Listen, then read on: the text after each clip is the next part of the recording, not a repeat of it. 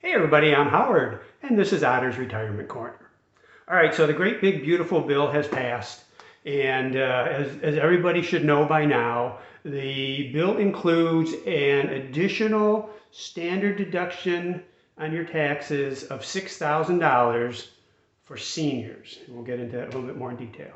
I've waited a few days to talk about this because I wanted to see all the other people on YouTube and Yahoo and other social media talk about this and see how people responded and what their questions were and what ultimately is always going to be myths and confusion.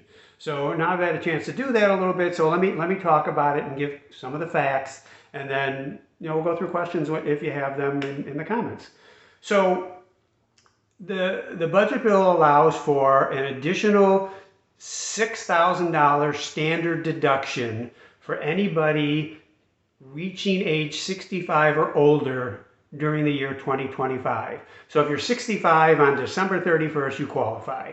And what this means is when you do your taxes, you either do a standard deduction, whether you're single or filing jointly, or you do itemized deductions. Either way, if you're 65 or older, you get an additional $6,000 deduction. Now the big confusion, one of the big confusions about this, is it is not a tax credit. A tax credit would mean if your tax liability is $10,000, you only pay $4,000 because you got that $6,000 credit. All this $6,000 does is reduce your modified adjusted gross income. All right, so your actual tax savings will depend upon the tax bracket you're in. Okay, it is not a tax credit, it is a deduction. So right now there's a standard deduction that most people use. It's about $15,000 for singles, $30,000 for married filing jointly. This is an add-on. So if you're single, you get $6,000 more. If you're married and you're both over 65, you get $12,000 more to deduct your income, which reduces your taxes. All right, so what are the qualifications? And there are none, other than being 65. That's the only qualification. This has absolutely nothing to do with a Social Security rule or law or tax ruling. All right? Some people will save money on their Social Security income taxes. Some people pay income taxes on Social Security benefits now. This will reduce those taxes for some people. But there is no qualification to be on Social Security to get this deduction. So keep in mind, there's people from 62 to 64 who are taking their Social Security benefits. They will not get the standard deduction because it starts at age 65. There are people 65 and older who are not taking their Social Security benefits who will get this deduction. So it's not dependent upon Social Security. It's not a Social Security rule or law. So there are income limits to this, and here's the other myth that I'm kind of seeing here, or misunderstanding. If you're single, you get that, on over 65, you get that $6,000 deduction up until your income hits $75,000. Now that's the maximum. A lot of people are reading this as the minimum. I don't know why. I'm seeing a lot of comments of, hey, I don't make $75,000. I'll never make $75,000. I'll never get this deduction. If you make $12,000, you get this deduction. You probably don't need it, but you still get it. Anywhere from $0 to $75,000, you get this $6,000 additional standard deduction. This is for singles. Double everything for married filing jointly.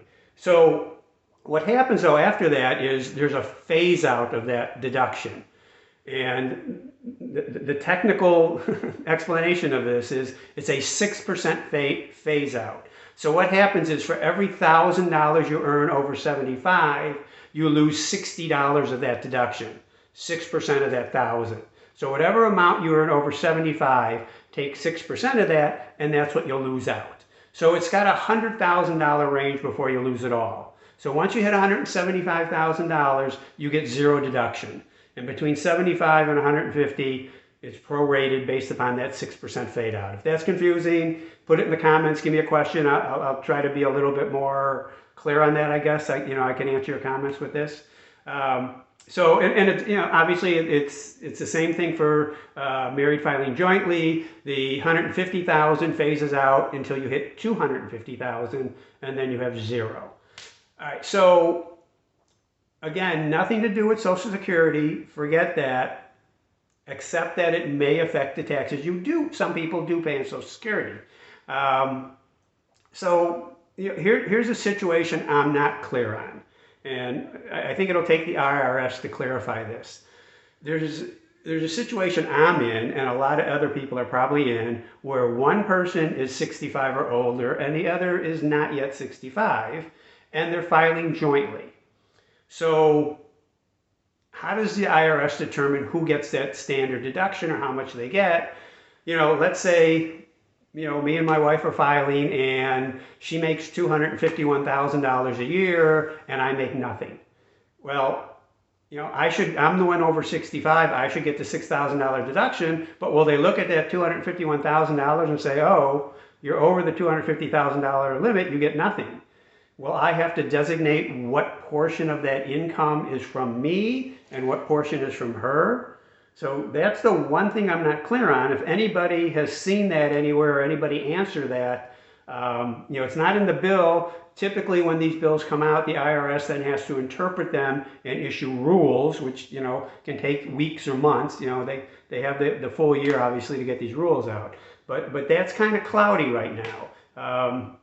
And even if we say, we made 140,000, do they apply 70,000 to me and 70,000 to my wife, and then say, okay, as an individual, you're below that 75,000 threshold, or did they just say, hey, as a couple, your $6,000 is based on those income limits? I don't know. I wish I had the answer to that. Worst case scenario, I find out when I file my taxes. All right, so what about people on Social Security? How will this affect them? So again, you're able to lower your income, so it will lower the amount of taxes you pay and the amount of taxes you pay on your Social Security. Now, again, there's this issue of, well, some of us will make it not matter. I manage my income because I have no income. My wife had no income. She just started working part-time again.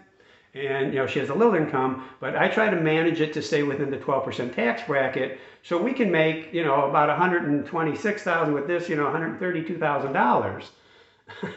So if I make $100,000, I'm getting the 6% benefit, the standard deduction. I can just take $6,000 more from my IRA and convert it to a Roth, and in essence, get a tax-free conversion.